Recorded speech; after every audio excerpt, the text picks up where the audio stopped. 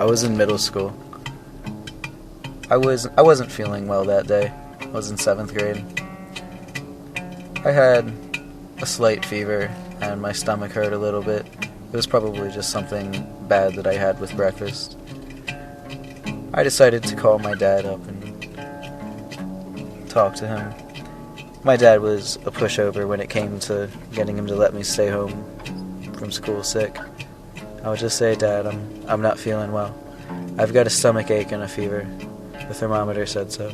And he would say, oh, okay. Yeah, you should just stay home. I'll call your mother and let her know. And then I would have the day off of school. It was like an advanced way of playing hooky. Just doing what I could do. And then I decided to call my friend Billy up and ask him if he was sick that day. And he said, well, I guess I am feeling kind of sick.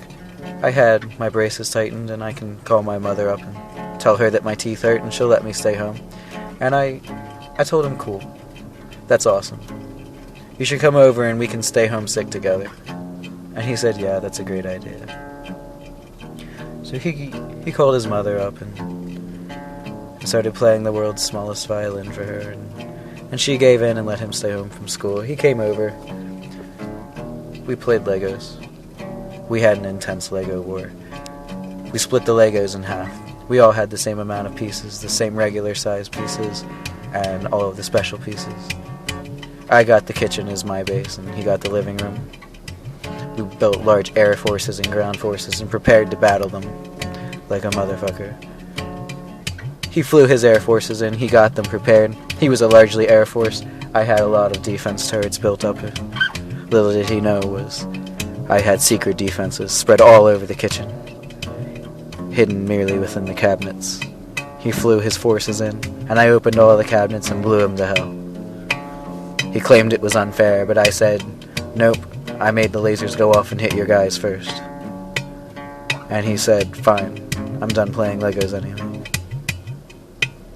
We then decided to order a pizza. When the pizza lady got there, we were watching a movie. I think it was Aliens. I'm not sure whether or not we should have been watching a movie like that in middle school, but you know what, we watched it, who cares?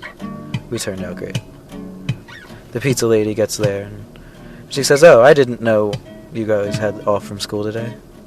I said, oh, we don't, we're just staying home from school sick. And the pizza lady looked at me. And then she smiled and turned away and went back to her car. We enjoyed our pizza. And as we were watching the movie, I noticed a certain glint on the wall. This glint only arrived when my stepfather was coming home from work, and he was pulling into his car, into his parking spot. Alarmedly, I ran out and looked out the window, and sure enough, my stepfather was home. And I yelled to Billy, Billy, you've got to leave. I'm staying home from school sick. You can't be here. We know damn well this is wrong. And he said, oh God. So we rushed to the back door, and we opened it up, and Billy stepped through the blinds. We didn't bother opening them. But he misstepped, and he stepped on the blinds themselves, and yanked the entire fixture out of the wall. It came crashing to the ground, and we both stood there shocked. We knew we made a big mess, and that there was no way my stepfather wouldn't see it. I looked at him and said, go, just go. I'll figure this out.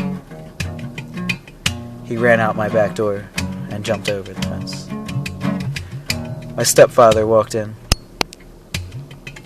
He looked around and saw all kinds of mess.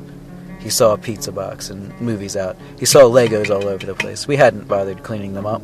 We thought we had hours before anybody would be home. He walks into the kitchen and says, what the hell happened here? The fixture for the drapes, they were just laying on the floor. One end was still connected to the wall, but the other one was down at an angle. I said, oh, that was my bad. I'll fix it, Dave, don't worry about it. Then he looked at me and said, shouldn't you be in school? And I said, no. And he looked at me and didn't say another word. Later on he found out.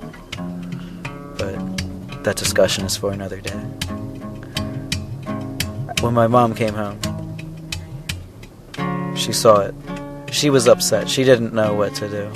She wanted to beat me up. I could tell. She wanted to beat me to death with a wooden spoon. But I said, "It's okay, Mom. I got this. I'll call in some help." And I called Billy. And he enthusiastically volunteered to come over and help fix it. And together, through our little 12-year-old minds, we figured out how to fix it. And then my mom said, "It's very obvious that Billy came over today. And you guys did this. That's why he would be so willing to come over and help you fix this. You're grounded."